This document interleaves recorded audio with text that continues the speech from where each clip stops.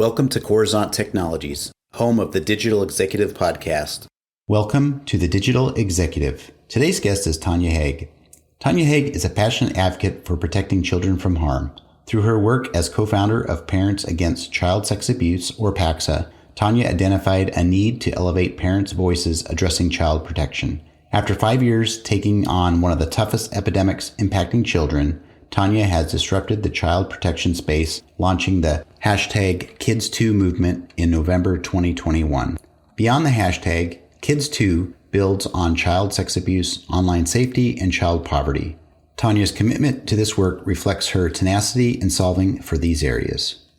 Well, good afternoon, Tanya. Welcome to the show. Thank you so much for having me. This is awesome. And Tanya, again, I think we're kindred spirits. We shared some time behind the mic before we hit the record button.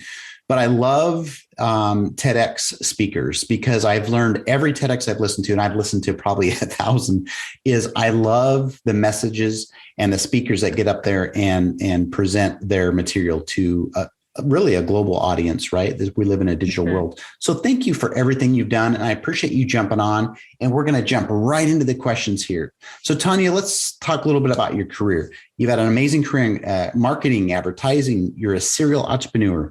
And now you're the CEO of Parents Against Child Sex Abuse, or known as PACSA, and founder of Kids2. Could you share with our audience the secret to your career growth and what inspires you? Okay, thanks for the question. One of my favorites, and one that I have to be very succinct about because there are a lot of routes that can go to answer this question. But first and foremost, Brian, it starts with having a vision. So since I can remember from my own childhood, I always dreamed big, had a lot of ideas, and my parents would always say to me, we didn't really know what to do with all of those ideas.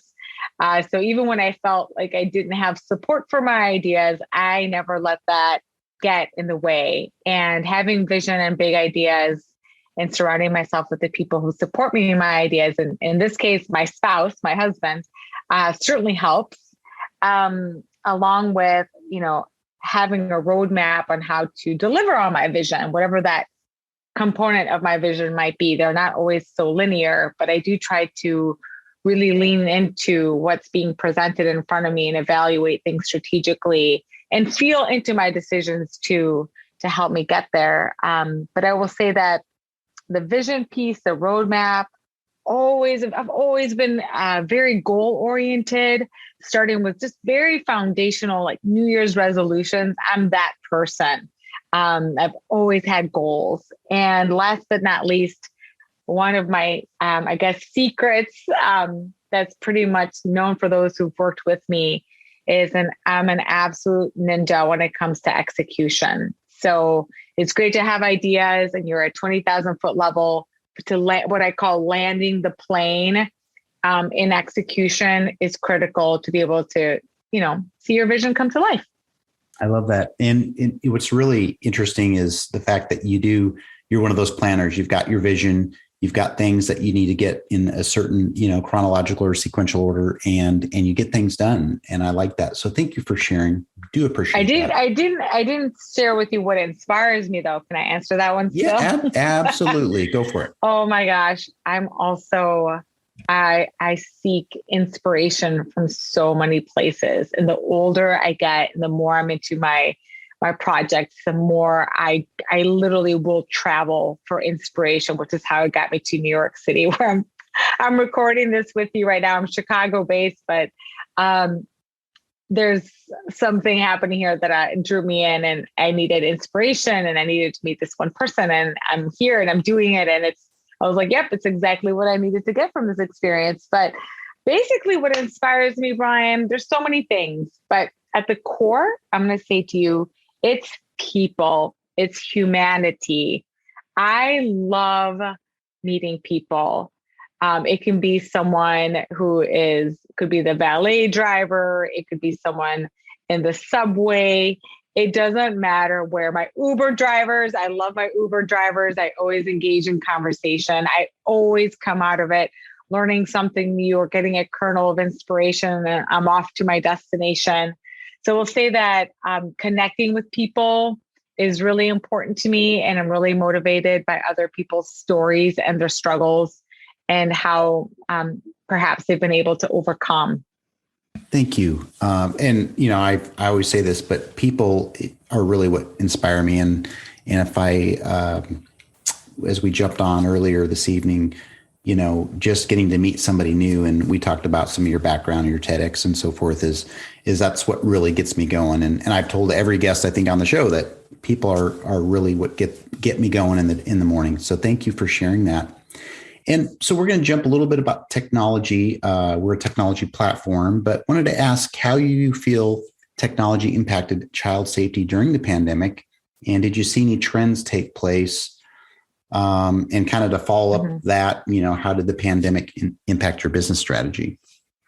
Yeah. So thanks for the question. So for those of you who may not be as familiar with Paxa and now Kids 2, we launched Kids 2 a few months ago to really be a response to what's happening right now in the landscape of online safety in the context of child protection.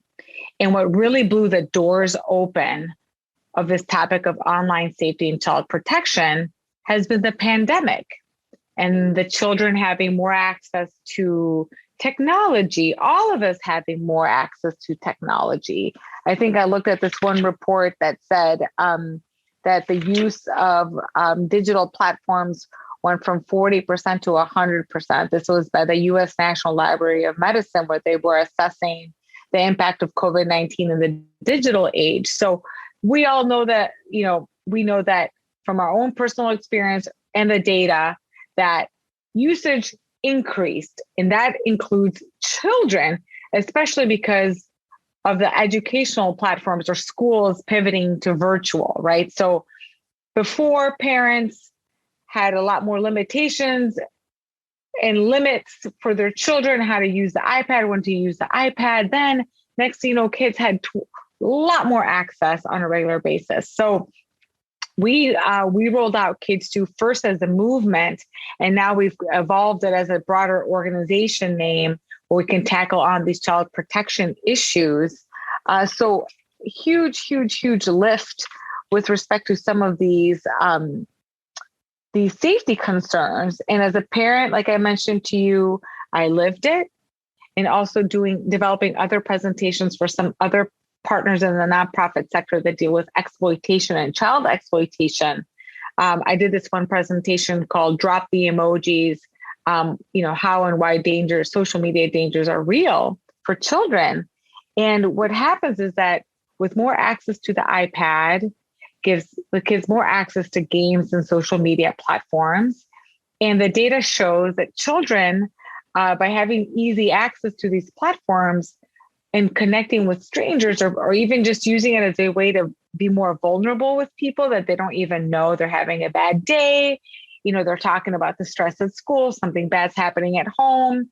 Well, then that's drawing in predators to exploit those vulnerabilities that usually it's, mom and dad are talking about it with their kid at nighttime. They had a stressful day at school, or they're being bullied, or they're dealing with drama. So that's a lot of what we saw during the pandemic. That's really put us to work. So I would say that is kind of what we saw from a technology perspective. And then in connection to evolving to this Kids 2 umbrella, and continuing to do the work around online safety. And we've made resources available for parents.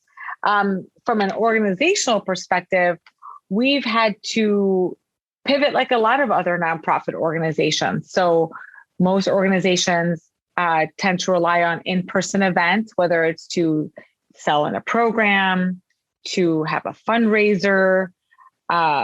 There's so many aspects that are tangible that are in connection to a service being provided by a nonprofit organization, and we're no different. So we had to do so many tests to see, okay, is our audience ready now for an in-person event or not? How do we continue to leverage our digital platforms? Because we've always wanted to be where parents are and to provide information when they need to find it. And parents work odd hours. Parents have different types of schedules. Parents juggle a lot of things. So we want to be able to make it easy for them to find at their fingertips when they need our resources. But yeah, that evolution was really, really choppy. Like many nonprofits impacted just how much revenue or how much, how many funds they raised every year. But we also grew a lot and new opportunities came from it, which is really the silver lining through all of this. Thank you for sharing. And, this platform has over the last 2 years has talked a lot about the pivots everybody had to make during the pandemic. So thank you. So Tanya, again, a little bit technology here. You obviously have a passion for how new and emerging technologies impact children and child safety. Do you have any tech or social media tips that people can use to ensure they have a safer online experience? Yes, thank you. I definitely do have some tips, both as an adult and not child-related and child-related, because when we were pulling together some data, we saw that there were some trends increasing about just overall users, adult users, being more stressed out through some of these platforms, just given some of the harassment that can happen. So we love the positive nature of technology in that it brings people together from around the world, helps nurture relationships with people that you do know. There's so many positive aspects to technology, but we all know, we've lived it, Brian, where there have been some really stressful times. So as I was getting ready for this conversation with you, I wanted to first and foremost empower adult users, us and your listeners, where, and this is also has to do with my prior life, really working much more in social media strategy and personal branding. It's all intersecting here, where, I strongly encourage everyone to leverage the controls that are available through whatever tech platform or social media platform that you use. So it's like take control and use the controls available. And what I mean by that is, the blocking features, the reporting features, the list goes on and on. I can get into, you can choose, you have a choice with Instagram. You can go use the private setting where you can really curate the folks that follow you. But then when you are in a public Instagram profile, because that's what I do, and I'm still being very careful about what I'm sharing with myself, those are all choices I make. I am very much in control. I'm not posting the location or every single step that I'm taking in my travels. So it makes it obvious to the rest of the world that my house might be empty in that moment. So I'm very careful and cautious and use all the controls that I have available to limit any dangers or risks or any toxicity that might kind of be coming through some of these platforms. And then from a kid's perspective, it's very, very similar, except parents, platforms have kind of designed a lot of tools to put the onus on parents to manage these platforms, which I do have an issue with, but I don't want to expand too much on that. But I will say, in the meantime, parents can really speak to their own children about the features, what to do, have conversation of inappropriate questions or personal questions starts coming at them. But right now, Brian, my favorite feature is shutting down the chat from games like Roblox, because the chat is an opportunity for a complete stranger to ping a child that just wants to have a good time with his or her friends on the game. But the chats across the board in the work that we've done, the chat feature is what really opens the doors for predators to start pursuing children, whether they're pretending to be kids or asking questions or start complimenting them. That's typically called the grooming process. You may have heard of it. So anyway, that's really my go-to pro tip, especially when it comes to children. Thank you. And that's important. I know you're in this business every day, so it might be second nature for you to do these things and share these ways to help be more safe online or whatever app you're on. So we appreciate that. Thank you so much. And then Tanya, last question here. Can you share something from your career experience that would be helpful for those looking to grow their career in entrepreneurship? Okay. So that's another terrific question. It's a terrific question because there's so many ways we can go to answer this one. But if I had to choose a theme for your audience and in this conversation with you, it would be, and it kind of brings our conversation full circle, Brian, about people. I recommend that folks align themselves with great people, great partners, and great service providers, and to never settle for less. So if you're feeling that you're not getting what you expected from a consultant that you hired, or an employee that you decided on, or you name it, your accounting firm isn't doing the job, do not settle. There are so many more of each category that I listed that can meet your needs, and not just meet them. You want to surround yourself with the best so you can thrive, because entrepreneurship is not for the faint of heart. It is very difficult. You have to motivate yourself every single day to bring your vision and your business or your nonprofit to life.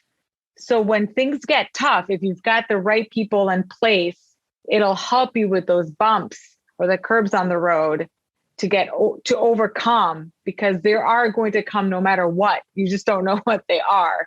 But if you're surrounded with yourself with all these great people, then you'll have a much better chance at success. Thank you. And again, we talked about this early on, Tanya, is people are the center of everything. It's foundational relationships and people, and really nurturing those.